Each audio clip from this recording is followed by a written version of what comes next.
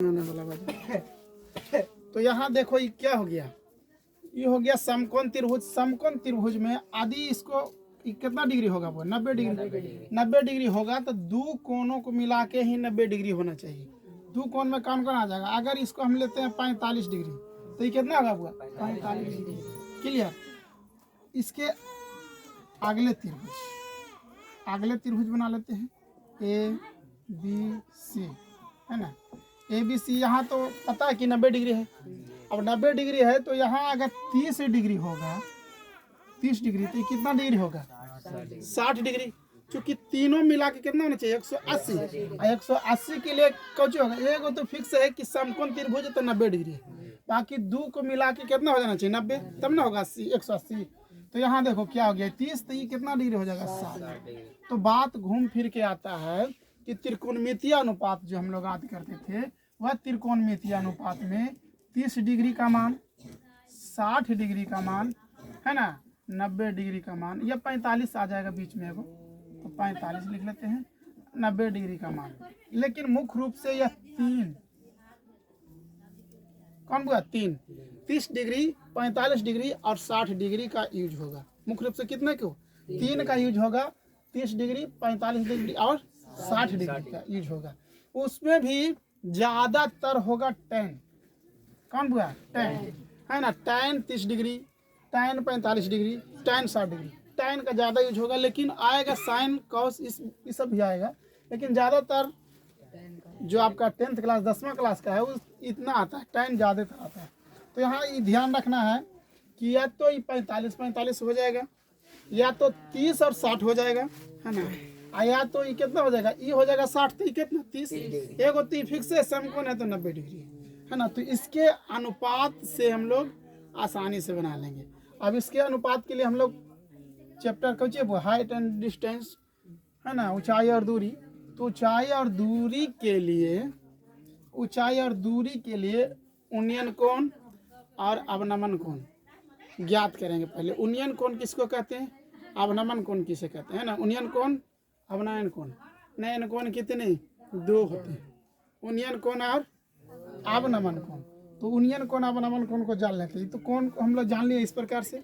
अगर ये 45 होगा तो इसका मान कितना होगा, इसका मान कितना होगा, उसको हम लोग निकाल लेंगे, है ना। आगे निकाल लेंगे, या तो अभी भी तू सब निकाल सकते हो, है ना। यहाँ देखो tan 45 है तो लंब बटे आधार होता है, तो tan 45, क्लियर। tan बराबर कौन सी सूत्र होता है जी? लंब बटे आधार। तो tan 45 का मान कितना हो जाएगा जी? tan 45 का मान 1 कितना होता है? 1 भुला गया। तो 1/1 होगा लंब बटे आधार, यानी इसका मान 1 होगा, इसका मान 1 होगा। कर्ण का मान निकालोगे तो कितना आ जाएगा? √2 आ जाएगा ना, कोई दिक्कत?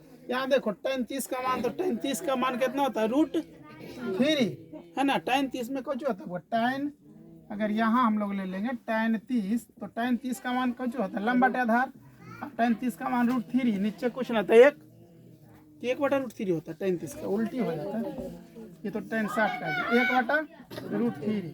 तो एक कुछ होगा जी लंब, आधार कितना? √3। कर्ण निकालोगे कितना आ जाएगा बुआ? आए 2, देखो धीरे से बोल रहा है, 2 ना होगा ना। इसका स्क्वायर, इसका स्क्वायर, √3 का स्क्वायर, इसका दूनी कितना? 4 का वर्गमूल 2 होगा। तो यहाँ देखो इस प्रकार से हम लोग सीधा, अगर नीचे 30 डिग्री हो तो उसकी लंब होगा 1, आधार होगा, इससे निकाल लेंगे आराम से, है ना। 1, 2, 3 को याद रखना है इसमें बस।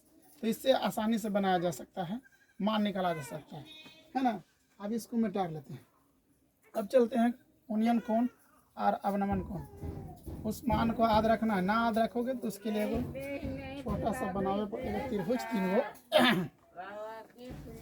अब देखो कोई भी आदमी खड़ा हो, तो खड़ा हो तो जहाँ सीधा लेवल में अपने देख रहा है, चाहे जमीन से क्वेश्चन में कहे कि जमीन स्तर तो जमीन बराबर, तो इस सीधा जो होता, सीधा लेवल में होता है, या तुम्हारा क्षैतिज रेखा कहलाता है ना। कौन रेखा? क्षैतिज। तो इसको हम लोग बोलेंगे क्षैतिज। क्षैतिज का मतलब होता है पड़ी हुई रेखा, है ना।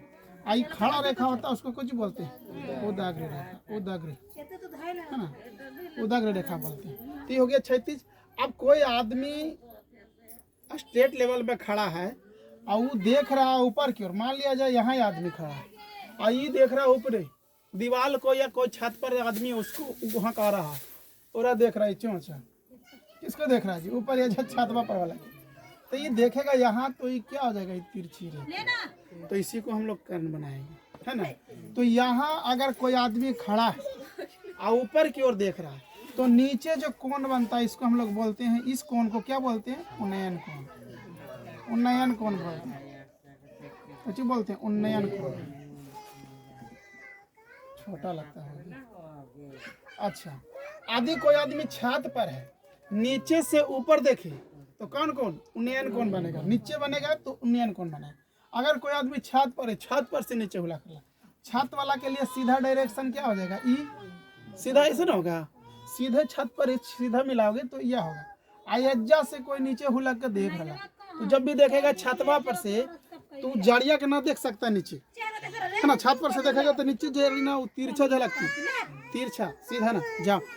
तो यहाँ क्या हो गया जी? ई कोण को हम लोग बोलते हैं अब नामन कोण। अब नामन कोण जो कोण बनता है उसको कुछ बोलते हैं अब नामन कोण।